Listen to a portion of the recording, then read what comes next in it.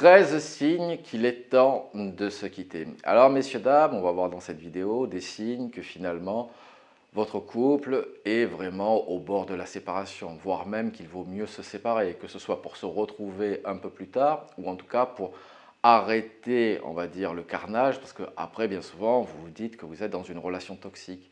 Non, une relation toxique, c'est deux personnes incompatibles qui, mordicus, veulent rester dans une relation qui est dysfonctionnelle. Lorsque vous voyez qu'une relation est dysfonctionnelle, il faut vraiment en sortir, soit en parler au préalable, soit en sortir quand vous voyez que rien ne change. Donc avant d'aller plus loin, je vous propose de vous abonner à ma chaîne, comme ça vous recevrez toutes mes vidéos, et de mettre le petit pouce en l'air qui fait toujours plaisir.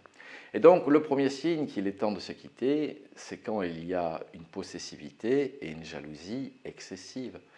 Finalement, un brin de jalousie ou un brin de possessivité va aussi de pair avec la notion de couple, avec la notion d'aimer, entre guillemets. Mais lorsque cette jalousie ou cette possessivité devient, on va dire, extrême, c'est-à-dire au point où vous ne pouvez plus en être vous-même, au point où finalement vous faites trop de compromis pour satisfaire votre partenaire, que finalement vous n'êtes plus authentique. Lorsqu'on a des comportements qui sont susceptibles de créer de la jalousie, que cela en crée, pourquoi pas? Mais là, je parle bien de comportements où il n'y a pas de création potentielle de jalousie. Ce n'est pas vos comportements qui entraînent la jalousie, c'est vraiment que la jalousie fait partie de l'ADN de votre partenaire. Et donc, lorsque vous avez ce signe, finalement, c'est que la relation devient trop dysfonctionnelle, imbuvable, et donc il vaut mieux, au bout d'un moment, se retirer de l'équation. Parce que bien souvent, en plus, cette jalousie, vous en avez parlé que c'était problématique. Vous en avez parlé une fois, 10 fois, 100 fois et rien n'a changé. Il faut bien que vous compreniez que pour faire changer une personne, il y a deux possibilités. C'est soit avec une rupture, que cette personne s'aperçoit d'un électrochoc en quelque sorte, soit c'est en tout début de relation, dans les 6 premiers mois, lors de la phase de lune de miel, lorsque le niveau d'intérêt est au plus haut. D'ailleurs, lors de cette phase-là, il est fort à parier que cette jalousie était minime, ou alors que vous n'avez pas voulu la voir. Elle était apparente, mais pris par votre niveau d'intérêt, vous avez dit c'est mignon. Et puis finalement, vous vous apercevez que ce n'est pas mignon, au contraire, mais c'est oppressant. Le deuxième signe qu'il est temps de se quitter, c'est que vous avez l'impression de ne plus être vous, de finalement, vous voulez soit correspondre à cette personne, soit pour acheter la paix sociale, vous évitez tel sujet, telle blague, vous n'osez plus être vous-même en sa présence finalement. Et lorsqu'on n'est pas soi-même, c'est encore une fois qu'on est dans une relation dysfonctionnelle. D'ailleurs, pour trouver l'équilibre, on va trouver des échappatoires au couple, de nouvelles activités, on va rentrer de moins en moins fréquemment au domicile conjugal, où dès qu'on va pouvoir s'en échapper, on va s'en échapper. Donc, lorsqu'on ne peut plus être soi, lorsque finalement être soi gêne l'autre, gêne la relation, c'est qu'il est vraiment temps de se quitter. Le troisième signe, c'est que la communication devient difficile. Finalement, les frictions, les incompréhensions deviennent de plus en plus nombreuses. Finalement, la communication, les problèmes de communication sont une conséquence de la chute de valeur et non pas la cause. C'est parce que vous avez perdu de la valeur aux yeux de votre partenaire et vice-versa finalement, que la promiscuité, la routine, les emmerdes du quotidien sont venus fracasser votre couple. Et c'est pour ça qu'il y a des problèmes de communication. Également parce qu'on ne se comprend plus. Au départ, on a de la patience, on a de la tolérance, on est point critique, mais au bout d'un moment, une fois la lune de miel passée, les défauts de l'autre sont plus mignons, mais ils viennent taper à la porte de votre couple et donc ces défauts vous agacent. Et c'est pour ça qu'interviennent les problèmes de communication. Mais lorsque vous voyez que les problèmes finalement, c'est toujours les mêmes problèmes qui créent des frictions, lorsque vous voyez que vous n'arrivez pas à vous mettre d'accord, à regarder le monde avec les lunettes de l'autre, alors lorsque c'est une fois, ça passe, mais lorsque c'est récurrent, de toute façon, lorsqu'il y a des frictions de plus en plus récurrentes dans votre couple, c'est qu'il est peut-être temps de se quitter. Parce que vous êtes en train de devenir des ennemis, alors qu'à la base, un couple, c'est une association. Un autre signe qu'il est temps de se quitter, c'est que finalement, vous vous tirez vers le bas. Vous faites ressortir chez l'autre ce qu'il a de plus mauvais, vous le faites aller sur sa pente glissante. Et notamment lorsqu'il y a des dramas faciles, lorsqu'il y a des cris, lorsqu'il y a des colères, lorsqu'on ne se comprend plus finalement, lorsqu'on se jette des anathèmes à la figure. Tout cela montre qu'il est temps de se quitter. Encore une fois ça arrive. 2 fois, ça commence à faire beaucoup. Tout dépend l'espacement de ces 2 fois. Mais lorsque c'est récurrent, il est temps d'ouvrir les yeux sur le fait que là, il y a un grave problème. Et ce n'est pas en fermant les yeux, ce n'est pas en mettant la poussière sous le tapis, en se disant je t'aime, que vous allez régler les problèmes. Donc, lorsque vous sentez que finalement l'autre vous tire plus vers le bas que vers le haut, ça peut être aussi à travers des reproches, des réprimandes, des critiques. Lorsque vous ne vous sentez pas, finalement, vous ne vous sentez plus compris ou comprise par l'autre. Ce qui m'amène à un autre signe, c'est la dévalorisation permanente. Rien n'est bien dans ce que vous faites. Finalement, votre partenaire fait un focus uniquement sur vos défauts et non plus sur toutes vos qualités. Finalement, on peut s'apercevoir qu'une personne vous aime parce que cette personne-là va vous pardonner, j'ai envie de dire, tout, même vos défauts. Alors qu'une personne qui est en train de désaimer, une personne qui réfléchit à la séparation, ben, vous pardonnera rien, même vos qualités. C'est lorsque cette personne finalement pointe vos différences, finalement vous dévalorise, rien de ce que vous faites n'est assez bien, c'est qu'il est temps de se quitter.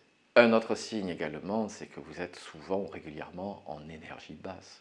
Vous êtes vidé, l'autre finalement vous épuise, que ce soit ses problèmes, à les résoudre ou à les entendre, tout finalement vous épuise, vous avez besoin de respirer, besoin d'air. D'ailleurs, vous y réfléchissez de plus en plus à cette séparation, ou l'autre y réfléchit de plus en plus.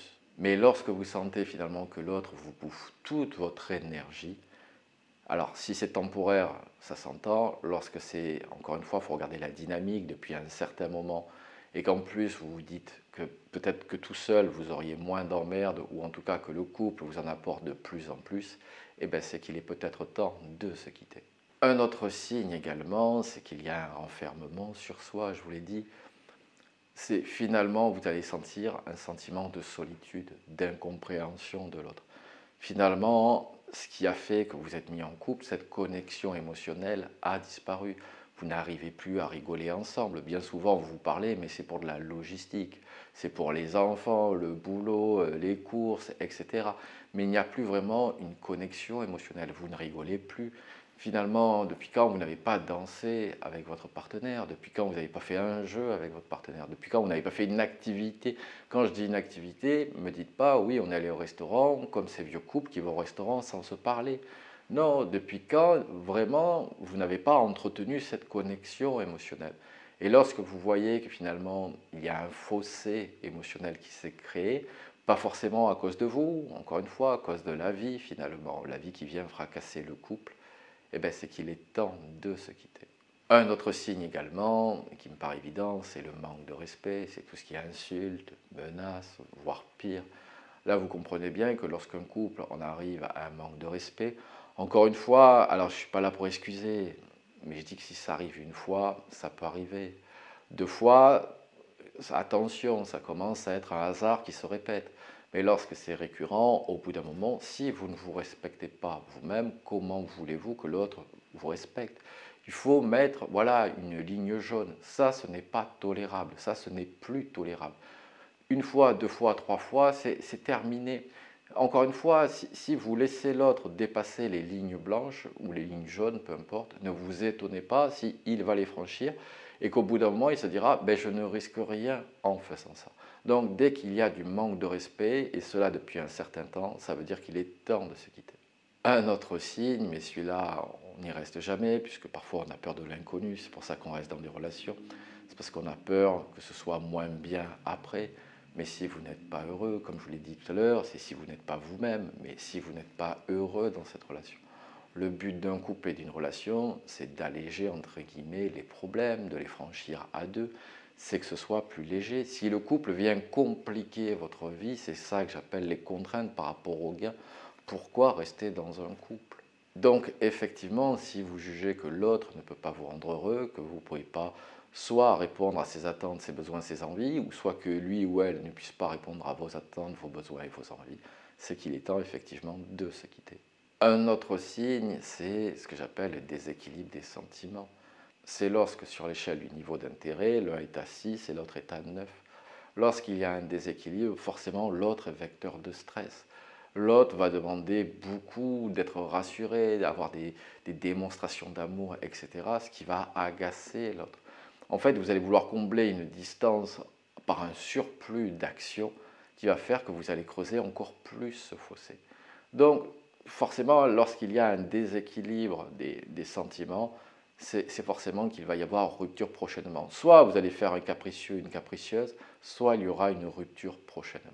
Un autre signe, on en a un petit peu parlé, c'est lorsque finalement vous faites ressortir chez l'un et chez l'autre le pire, que ce soit par fatigue, par épuisement, par répétition des conflits. Mais finalement, au bout d'un moment, quand on ne se comprend pas, quand on ne se comprend plus, ben, la voix augmente, le ton augmente fortement. Encore une fois, on se jette des anathèmes à la figure. Et forcément, vous sentez bien que là, ce n'est pas vous, ce n'est pas foncièrement vous. Encore une fois, ce n'est pas ça le couple. Je n'ai pas dit, je ne dis pas que c'est bien, si ça arrive une fois, c'est arrivé une fois. Mais lorsqu'il y a une récurrence de ça, lorsque vous sentez que finalement l'autre vous pousse dans vos retranchements, vous pousse pas à devenir meilleur, mais fait ressortir ce qu'on a de pire chez nous, c'est qu'il est temps de se quitter. Un autre signe, c'est forcément le sentiment d'incompréhension. Vous avez parlé 10 fois, 100 fois, 1000 fois des mêmes problèmes. Souvent avec des paroles, un semblant de compréhension, un semblant d'empathie, un semblant d'excuse, je dirais. Puisque finalement, ces excuses étaient uniquement là pour acheter la paix sociale, mais non pas des excuses de compréhension et de se dire ben, je ne referai plus les mêmes erreurs. Et lorsque vous avez ce sentiment que finalement l'autre ne vous comprend plus, finalement, encore une fois, lorsque vous avez cette distance émotionnelle qui se crée, encore une fois, ce n'est pas que l'autre est méchant, mais nos lunettes du monde, notre vision du monde est trop différente.